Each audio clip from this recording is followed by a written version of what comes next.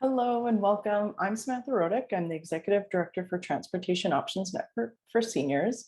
Thank you for joining us today for this presentation of driving safely. I'm going to switch screens and we will get started.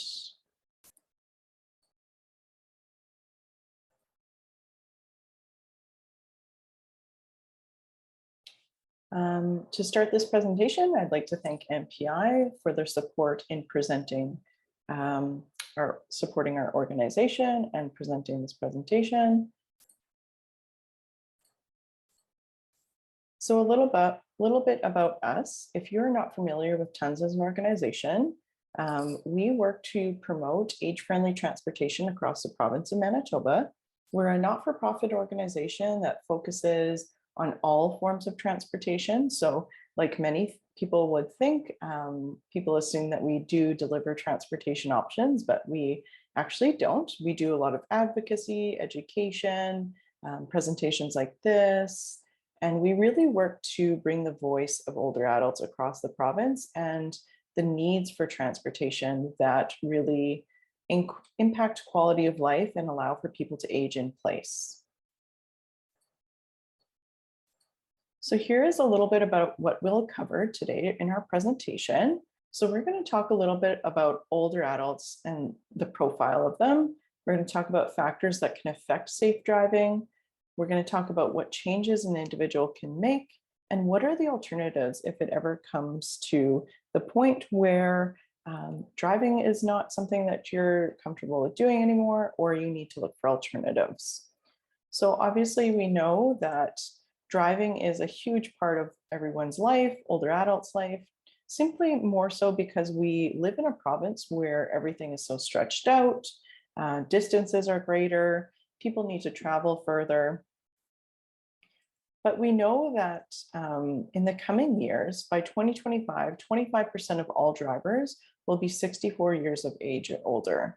We know that older people are the fastest growing segment, simply because we know as the population increases of older adults, those people will continue needing to drive and get around.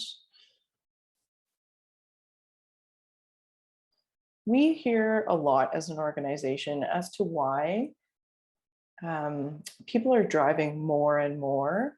And when I'm out in the province, I hear a variety of different things. I hear different things like, I need to travel further for medical appointments. I have family that lives out of province. Even things like going to a post office, going to our grocery store. Now, if you live in several rural communities or you live even in northern Manitoba, having to drive is essential because those services are now a little bit further just as population density changes. So we know that it really is very important for people to have forms of transportation. And like we know, many people did grow up driving, so it does just continue to be a natural way of living for many in our province. What do older adults bring to the road? Sorry, I always go too far. So we know that people bring judgment, experience, vitality, responsibility, and ability to adapt. The one thing that I always like to stress in this part of the presentation is older drivers are often the first people who forget how much knowledge and wisdom they have when it comes to driving, it comes to themselves, and they often forget that they have had to adapt to road changes. They have had to adapt to everything that changes within, even if you live in Winnipeg, like road changes. And so that judgment and that experience, I think, is very underestimated in our older adult population. What does it mean to continue driving?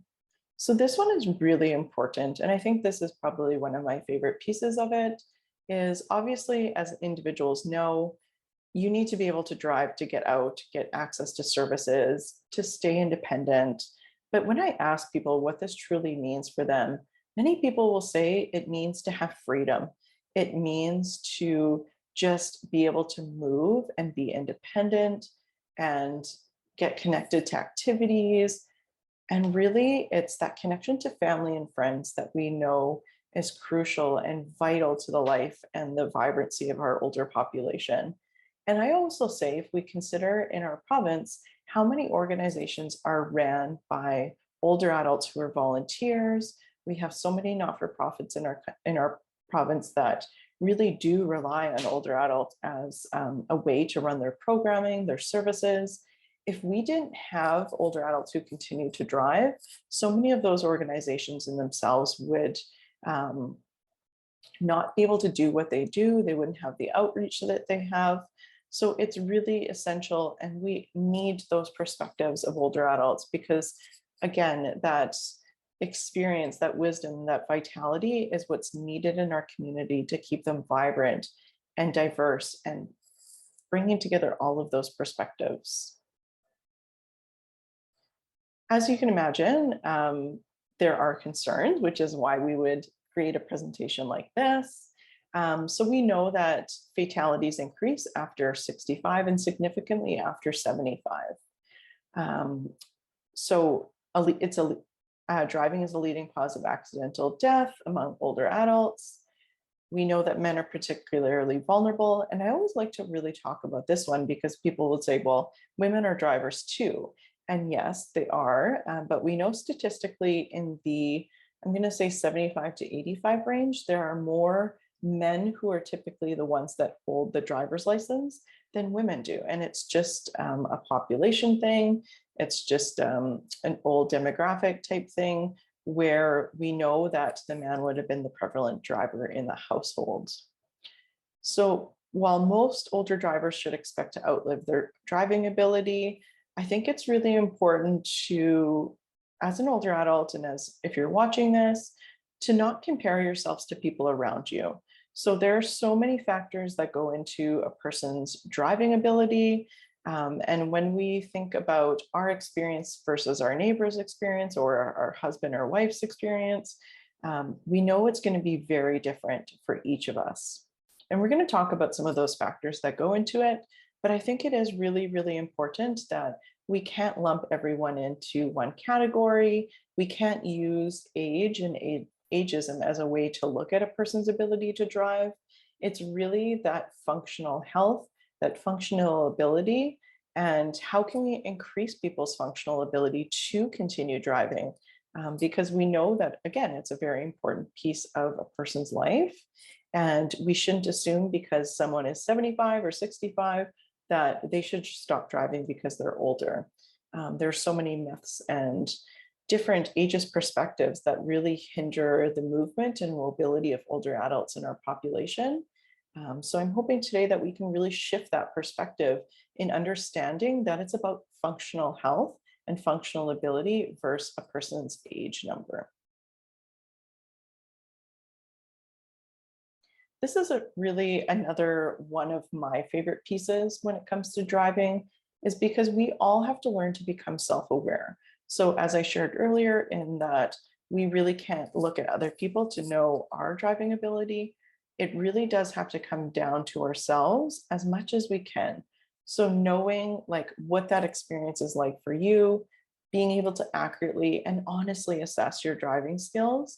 And just sometimes it actually comes to that point of knowing like you have to be very honest with yourself if you're noticing changes.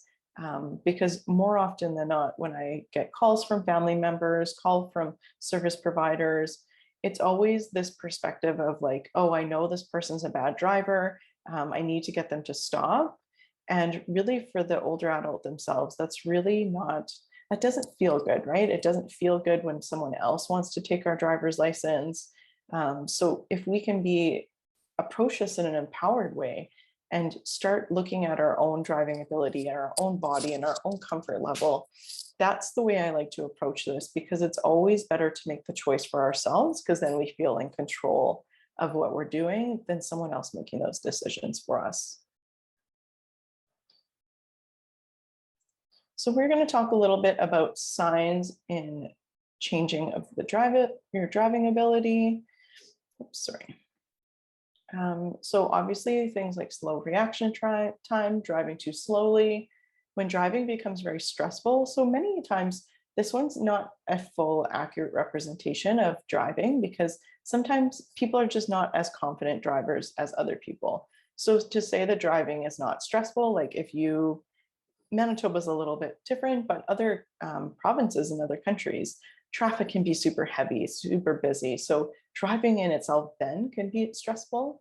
But for example, I like to say to people, like, if you know you book a doctor's appointment in 4 weeks from now, and from that moment you book the appointment till that appointment, and you know you're just super stressed, you don't want to drive, those are really good signs that driving may not be as comfortable for you. And it may be that kind of cue that, like, okay, I have to start really looking into this and paying attention. The same kind of goes with feeling overwhelmed. Sometimes people are just more naturally overwhelmed than others. But very important things like forgetfulness, recent crashes, and not paying attention to drivers and pedestrians. And another one that's really important is if you rely on another person to support you in driving, those are really important signs as well. And we'll talk a bit more about that later. So what are those factors that can affect safe driving? It's really interesting when I talk to people and when I go out into the community to talk about driving, many people underestimate actually how complicated driving is because many people have been doing it for so long. We automatically almost just get into the vehicle. We're kind of like a robot. Our body does what it needs to do. We put the keys in, we move the shifter. We do it so easily that we forget that we have to be able to, like, with your vision, recognize all the images. You have to be able to do all the physical movements. And it's not until things happen or things change that we then realize driving is a little bit more complicated than we thought it was. So the first one we're going to talk about is vision. So as you can imagine, vision is incredibly important to driving and being able to drive for a long period of time. So gradual changes in your vision can lead to problems like seeing less clearly at night, dusk and dawn, inability to judge distance, increased sensitivity to glare. And I always make a really caveat note here that if you are not somebody who drives at night a lot, I think it's not really fair to to assess your driving ability by saying, oh, well, I can't drive at night, so that makes me a bad driver, or I shouldn't be driving at all because I can't drive at night. There's a lot of times that if you don't do something, it's again, a skill, right? If you don't do something, you lose that ability to be really good at that skill. Some people only drive at night, some people only drive during the day. So keep that in mind when you're assessing the vision piece of it. But there are some factors that we see changes in. So it's kind of that concept of the dynamic visual acuity. So being able to see moving objects, depth perception is a big one that I hear from people. So not being able to see to the sides, that glare recovery, peripheral vision too. So depth this way, peripheral, sorry, mix that up. Light and dark adaptation, so ease in adjusting. So like, for example, if you are someone who typically only drives during the day, and then you go to driving at night, sometimes that dusk and dawn transition period is where that light and dark adaptation comes into it. There are some serious vision conditions that appear more frequently with age. So most people are familiar with cataracts, glaucoma, and macular degeneration. So this one is really important. So macular degeneration. So I always give the examples of not being able to differentiate between, say, for example, the shoulder, which might be gravel, and the pavement. Sometimes it's a little bit challenging depending where you live, but that's really a really important factor to look at. So those fine details, the colors, lines appearing like crooked. I find with vision things, if we can look at them and get support a lot faster, sometimes that can be really life-changing for people in terms of like how long they'll continue to drive. Some of those warning signs, if you have trouble seeing and reading the signs, You have trouble seeing the lane line and other pavement markers, and really that discomfort from glare or oncoming headlights. Many people, as I'm doing presentations, will always say, well, I can't stand those LED headlights that some vehicles have on the highway, which makes it incredibly hard to drive no matter what. And this often is something I hear so much, but it's very challenging. And we'll talk about different things you can do, but I find that's one that's a little bit challenging because I even find I have pretty good vision, and I find those LED headlights very invasive to driving. So what you can do is make sure that your corrective lenses match your current eye condition. So staying on top of your prescription, visiting your optometrist regularly. These are things that we should make a habit of and a routine of. And if we do start feeling pain, like I mentioned, getting those looked at and addressed a lot faster can often change the outcome of your driving ability. So don't wear sunglasses or tinted lenses at night. Oftentimes people will ask me about those yellow glasses that go over top of sunglasses. And while those can be really great to cut down on the glare from headlights and stuff like that, I really strongly encourage people to ask their optometrist if that is something that's appropriate for them, and to make sure that they're fitted right, because you can imagine you're putting these prescriptive lenses over your other lenses. And if they don't fit properly, you could almost be creating a barrier around you. Things like sitting high in your seat so that you can see in front of your car. Typically, we often hear that if people start to have changes in their vision, the tendency is to actually move closer to the steering wheel. So people will find that because they want to see further and see farther in front of their car, they will just naturally start to move, and you'll see their body shift because they're trying to see further. So if you are actually not sitting, if you're sitting closer than 10 to 12 inches from your steering wheel, you're actually putting yourself at a huge risk of that's when accidents that might be minor might become fatal for an older adult. So we know that if an airbag goes off, and it can crush your lungs, it can crush your ribs, crush your heart. And if you are sitting way too close, which I see so many people doing, again, because maybe they're shorter, they have harder vision, they have a harder time seeing, that distance should be judged. So going from your sternum to the center of your steering wheel, and then measure it. So it should be 10 to 12 inches, and then adjust your seat as it needs to.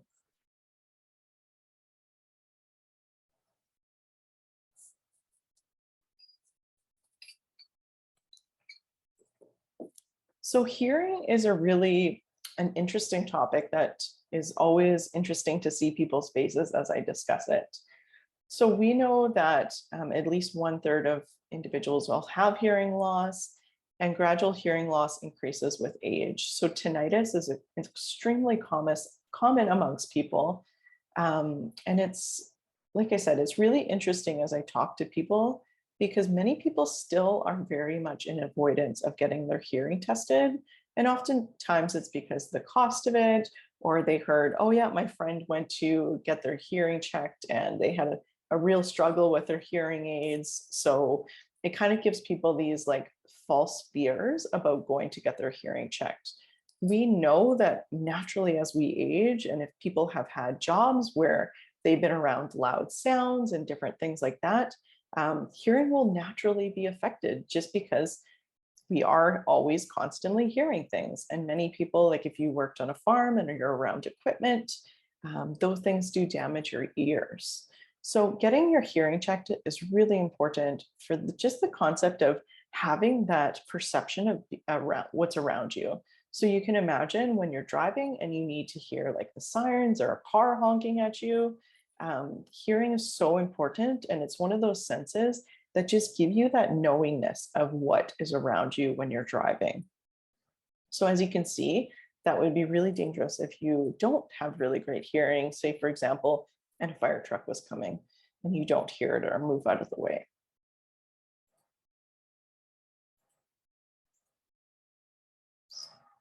So we're going to talk a little bit about physical ability. And this is where I talk and really want to focus on that functional ability for an individual. So we see often it's diminished strength, flexibility, coordination. It all has a major impact on your ability to drive. So really this is that very functional piece when it comes to driving.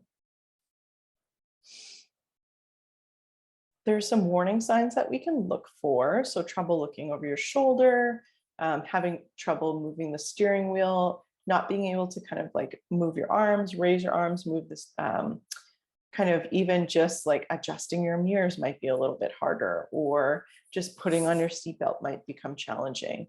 Those are things that you have to look out for. And oftentimes people will notice it more specifically when they have pain in their knees, legs, etc. So those are really important ways to assess our physical health.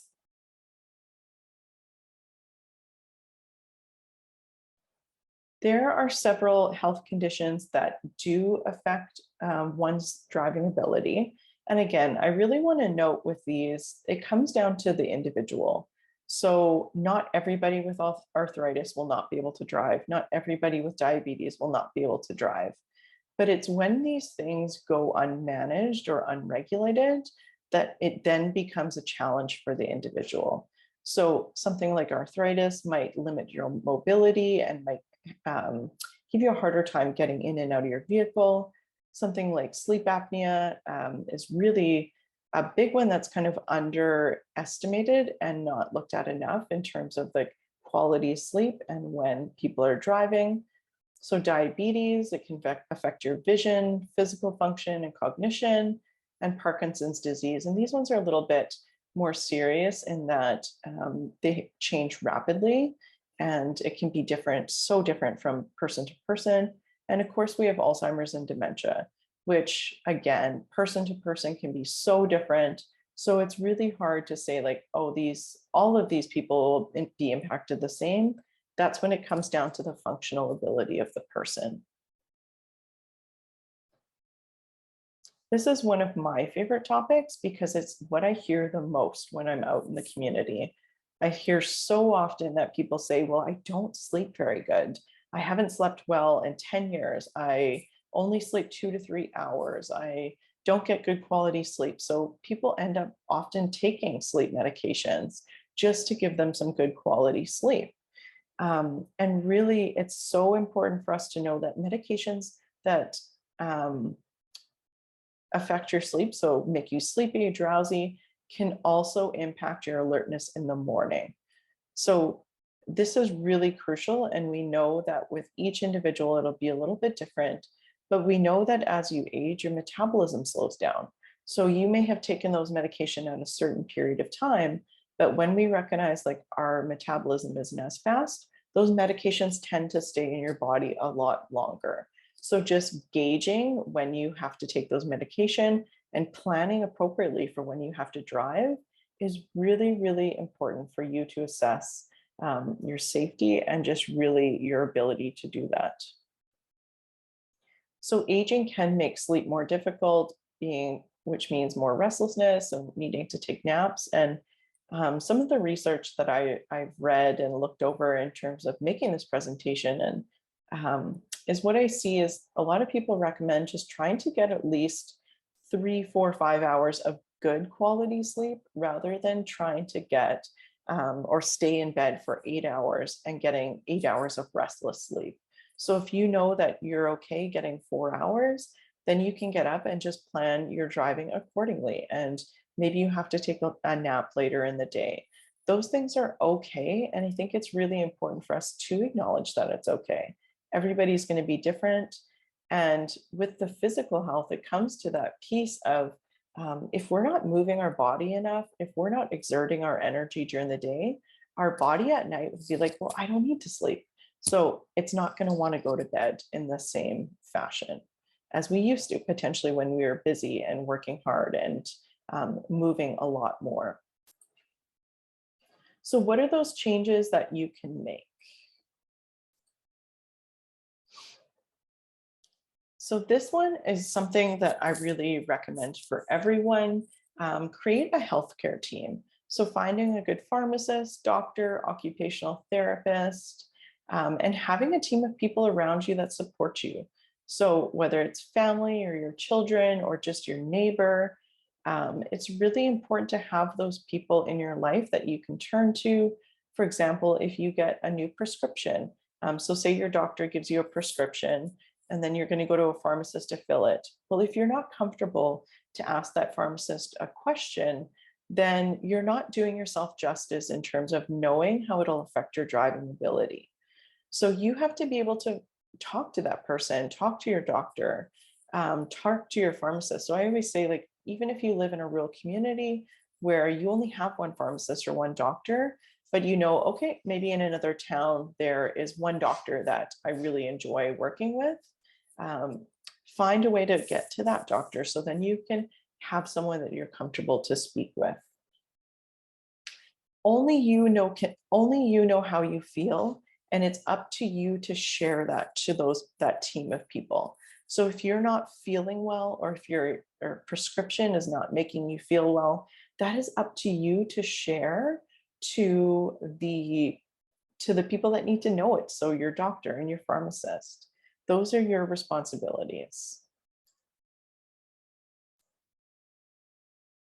So to maintain that functional ability to drive, again, so we're using that word functional. So being able, it's really important to continue stretching, strengthening, working especially on your balance and your endurance. So many people, and what I hear in the community when I'm out is they say, oh, well, I don't move as good as I used to, or I don't walk as good as I used to. So I want to just drive around more. I don't necessarily want to walk to the grocery store or take my bike to the grocery store. And while this is understandable, it's actually super not beneficial to our driving ability. So because again, if you think about all of the movements we need to be able to drive, we often forget what it takes to drive that vehicle. And having your strength and having your endurance, being able to get in and out of the vehicle, being able to even change your tire if you needed to. Those are really important things, and physical activity is what gives us that. So when you think about wanting to extend your driving years, ensuring that you are doing these physical movements is what's going to help you extend those driving ability, the driving functional driving years is what I'm saying.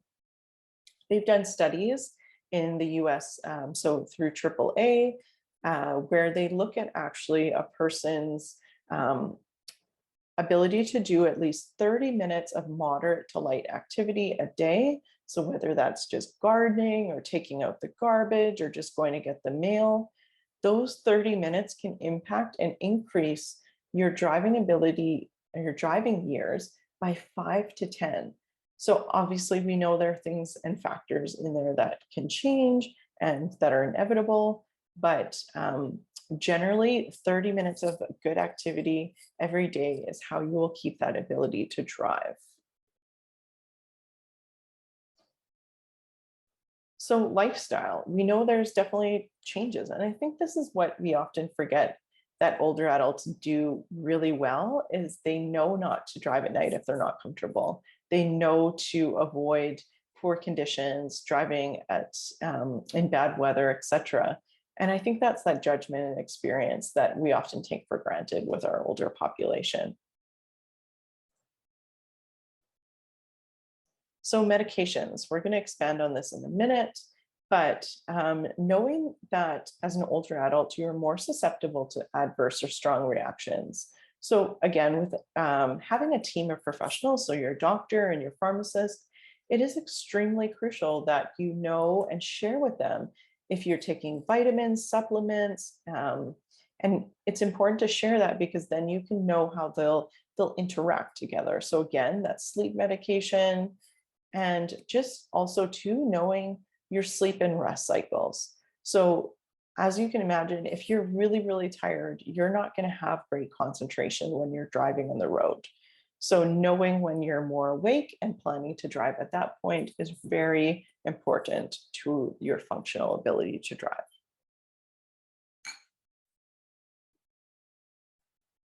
Like I said, we're going to expand on medication use. So we know that 66% of seniors claim cost of 5 or more drugs, while 28% claim 10 or more drugs.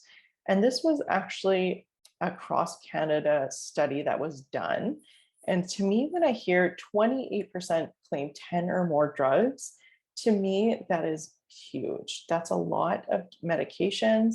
And again, it comes back to having that good relationship with your pharmacist or doctor, so you can know how those things will interact. So we know that older adults are 2 to 7 times more likely to experience a drug interaction compared to younger adults. So again, there was a study done out of the US through AAA where they took a group of older adults and they took a group of younger adults, and they gave them the same type of medications at the same time, same dosage, and then they put them through a driving course. And so how that worked is all of the older adults said, oh, I've been driving for 20, 30 years. I have this, I'm fine, I'm gonna be okay. So they monitored the drug interaction, but they actually saw that the younger adults were the ones who did the best. Because we know, again, that metabolism decreases with age, and especially if you're not someone super active, those medications can stay in your body a lot longer. So if you take your medication and assume, okay, it's gone, it's out of my system, there's actually a chance that it's still there. So planning when you drive is very, very important. So alcohol and drug use. So we know that 67% of seniors age 65 are occasional drinkers, while 51% among those age 75 plus. So we know a maximum of 2 drinks on occasion is recommended as light to moderate drinking. And again, they did the same kind of study where they gave people the same amount of alcohol, so younger and older, and they put them on the same course where they assessed their driving and their course correction rate. So again, in that same situation, it was actually the older adults who didn't pass the test as well as the younger people, just because of that metabolism piece. And many older adults we know use cannabis, but it's just knowing how that affects you the same way as alcohol, medication, and knowing it can stay in your system a lot longer. So using driving aids, this is one that I think that is not talked about enough in terms of the health and vitality of our older population. So many people nowadays have vehicles that adjust a million different ways. The seats go up, the mirrors go this way. You can adjust the pedals. But if you're someone who has an older vehicle, there are so many different adaptations that can help you drive functionally better a lot longer. So even in the picture at the top, you can see the seatbelt grabber. So many people say, even if you have a newer vehicle, you can go to your dealership and get a seatbelt extension. You can get seat cushions. Like, I'm a shorter person, so in my truck, I have a seat cushion that I use. Different things like being able to grip your steering wheel a different way. So to find these types of things, you can go to like an equipment supply store or like a mobility store, and that's where they would have those. Here are some tips for staying on the road longer. So many people often ask, like, what can I do to continue driving longer? So there's really some simple things that I like to share, just even like knowing your route and giving yourself plenty of time. So if you're driving somewhere where you don't know where you're going, that can be a big way to get into accidents. So just planning, getting Google Maps, using a GPS system, that's a really important thing. So, and they say, like, take a friend. This is really good as long as you're not relying on that person to drive. So we often see, like in coupled households, that one person will be driving and the other person will be navigating. Well, this is beneficial if you don't know necessarily where you're going. But if it becomes to the point where you are absolutely relying on that person to get you places, then those are some of those big factors and big signs where we know driving might be not super comfortable for you anymore. Knowing the rules of the road, check your mirrors, avoid distractions, and drive when you're comfortable. So if you're not comfortable driving at night, as much as you can, avoid it. Our sister program, Mature Driving, is what teaches the rules of the road. So that's where you get like a handbook and you'll go over all of those very tangible rules that may have changed in the past couple years. And sometimes people are not aware of those changes. So if the time comes that you know you are not able to drive anymore, or you just find like, hey, maybe I just need some alternatives and I'm not as comfortable driving as I used to be. This is what we're going to talk about because it's really important to start planning ahead and knowing how you're going to get around. And this is often what I see people struggle with the most is because they wait too long to get to know the options. And then they wait until they're in positions where they don't have any other options. So obviously we know walking or biking is probably the best way because again, you're doing that stretching, strengthening, and you're really just seeing your community a little bit different. But there are also things like volunteer driving programs, and many resource councils and groups throughout the province have them. And they're great ways to get around. And many older adults themselves are volunteer drivers. So if you are somebody who does love driving and want to donate your time and give back to your community, you can reach out to us as an organization and we can help you get in touch with some of those volunteer driving groups. Learning to use public transit is essential. And I think it's something that everybody should know, whether you live in a rural community or not. Knowing how you can get around in a bigger city is very normal for many people who live across the country. But oftentimes, if you do, for example, live in a small community, it's something you're not necessarily going to use. We know most buses, and I'm pretty sure all buses across Manitoba, are wheelchair accessible. And then if the transit buses are not something you're super comfortable with, there's things like Transit Plus in Winnipeg. And those are those kind of equivalent to the public transit services. So they're going to be like a city-owned service. And that would be like that same door to door, and you would get assistance for your wheelchair and stuff.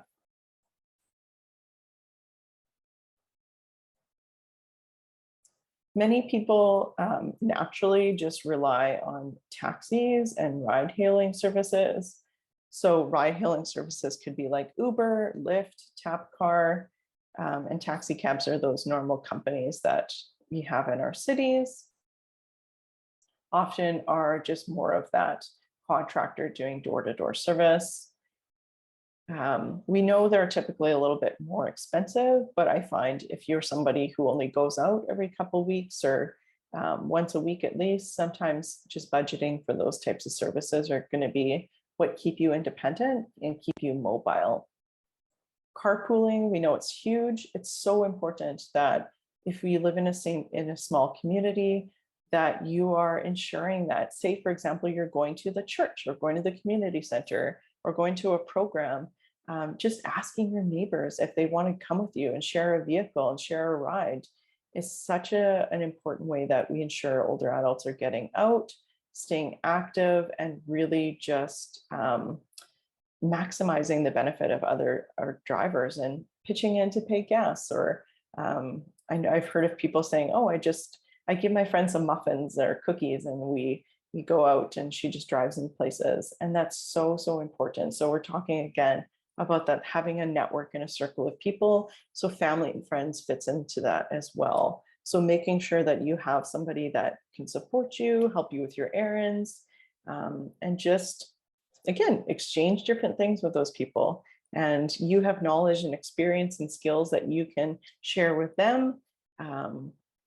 So that's really important. So there are also things like rural handy vans. So many rural communities have handy van transportation. Those are really important for many rural communities because they are the essential hub of transportation for those older adults. Many people use them to go on medical trips, go on outings, different things like that. So you may want to check in your community if you do have a handy van because they are great programs. You will note here, there's a picture of Greyhound. Well, we don't have Greyhound anymore, there are some other bus services that do operate. So if you ever have questions, I want to thank you for listening. Thank you for tuning in. Again, I really think it's just really important for you as an older adult, or if you support older adults, to really just empower them and yourself to know what driving means to you and to start assessing your driving ability as you can, because it's always more empowering when we make decisions to no longer drive versus somebody else making it for us. If you need more information, we have our website you can check out here. And I also have an email address where you can reach out to me. So again, I just want to thank you for listening and tuning in. And I hope that you do stay driving as long as you can and stay independent and mobile. And yeah, have a wonderful day.